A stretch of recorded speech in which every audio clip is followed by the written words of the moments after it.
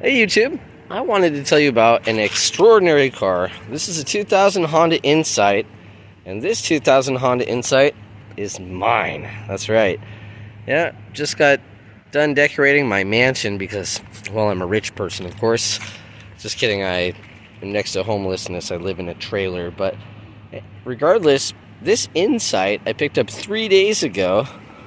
Each day I've had it, someone stopped and asked me what kind of car this is, which is, always kind of fun.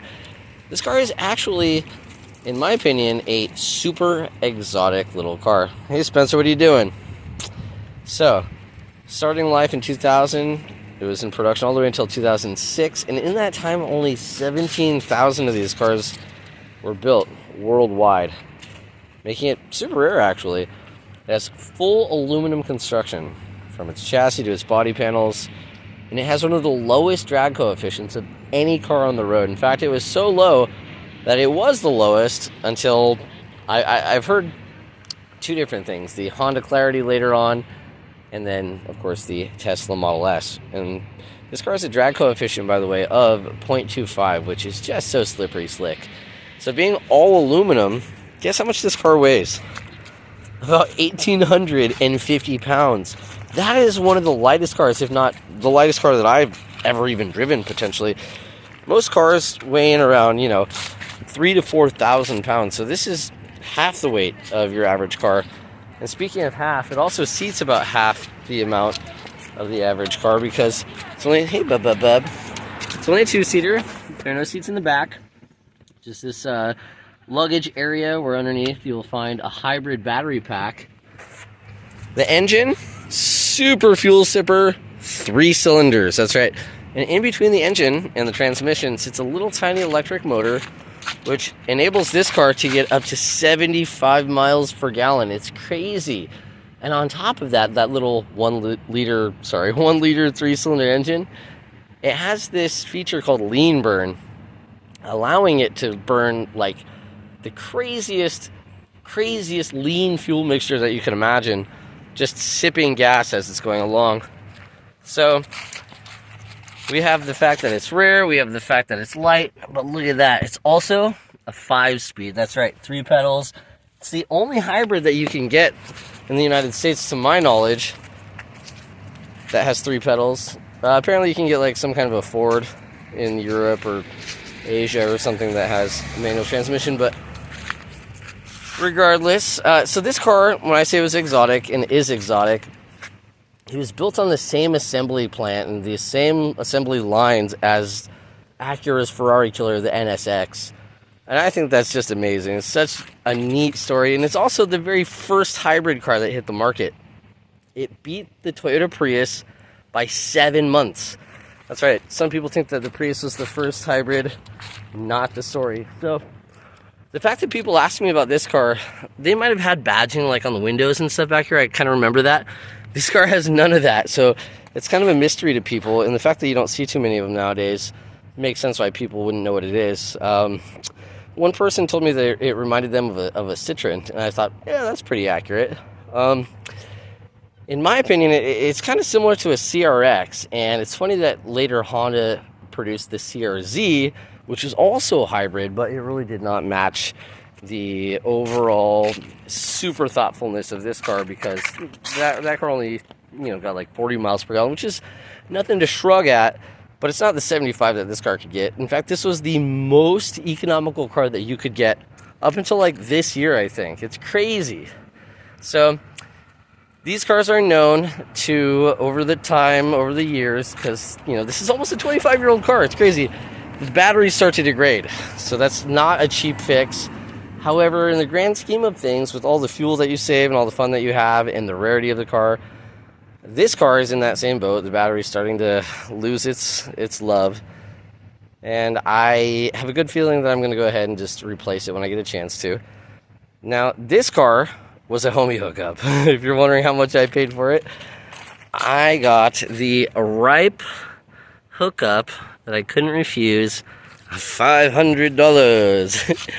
And it's a terrific $500 car. It has a great stereo, it has an alarm, it has a dash cam, it has these sweet alloys from a Civic, and it does also have the stock wheels that came with it that are like super funky looking aero too. So stoked on that. I'm stoked on all of this. It's such a neat little car. And on top of all these things, it also has like start-stop technology. So when you roll up to a stoplight and you're in neutral and you put your foot on the brake, the engine will stop. And when you put the car in gear, it starts again via the electric motor. The electric motor works as an assist, kind of like on electric assist bicycles, you know? You're pedaling, or in this car, you're giving it gas. And the electric motor just frees up some of that energy that you're using, allowing it to not only be a little peppier, because this engine only has like 67 horsepower. It's got to be the lowest horsepower car of the last 20 years as well. And with the electric motor assist, it only gains like another like 10 horsepower or 11, which is pretty comical. But the other two assists that the motor does, it starts the car. And it also acts as an alternator. And those are like super weight saving, thoughtful benefits that this car has. But it also does have a 12 volt starter just in case, which is really neat because some people, this is a really weird one, some people have gone out of their way to basically make these a non-hybrid. They've deleted the battery pack in the back, giving them quite a bit more luggage space. Then they're strictly running on that little 3-cylinder engine, and they're still able, with the lightweight of the car, with the aerodynamics, with the teeny size of the engine, they're still able to pull like 45 miles per gallon. So that's an option too. And speaking of weight, I just think it's crazy that this is a hybrid with the big battery pack that's heavy, and it's still super, super light. It's a pioneer of a car. Without this car, we wouldn't have all of the hybrids that we have today. And hey, maybe you can scoff at it for that reason. But at the same time, we are having government mandates, kind of like the early 70s with smog and such, to where by 2035, all manufacturers are going to be having to produce an entirely electric lineup, at least here in California. And I don't see why that wouldn't translate to the rest of the country necessarily. So the inside's rad because guess what? That is the same steering wheel from the Honda S2000, and it feels good. I don't have the key in the ignition. It's right here. I think that the dash, the display here is just, maintenance required. It's an old car. I think that this display is so ahead of its time. You know, it's digital. They've had digital displays in the 80s as well, but nowadays this is pretty standard on most Hondas. Chris hooked it up with a neat head unit. Cool on that. Has like OBD2 stuff. And also, you can see there are like some suction cup marks on the windows. He has full shades that he bought for this, for the back, so that's pretty neat. I can put those in there for parking to keep this thing cool, or I don't know, figuring some things out. But anyway, Spencer and I have just been enjoying our morning, and I figured I'd tell you about this car because it is really something special. The fact that it's so light, it is so funky, it's so economical, so rare, and so fun, that I think that this is a car that hopefully I can own for many, many years to come.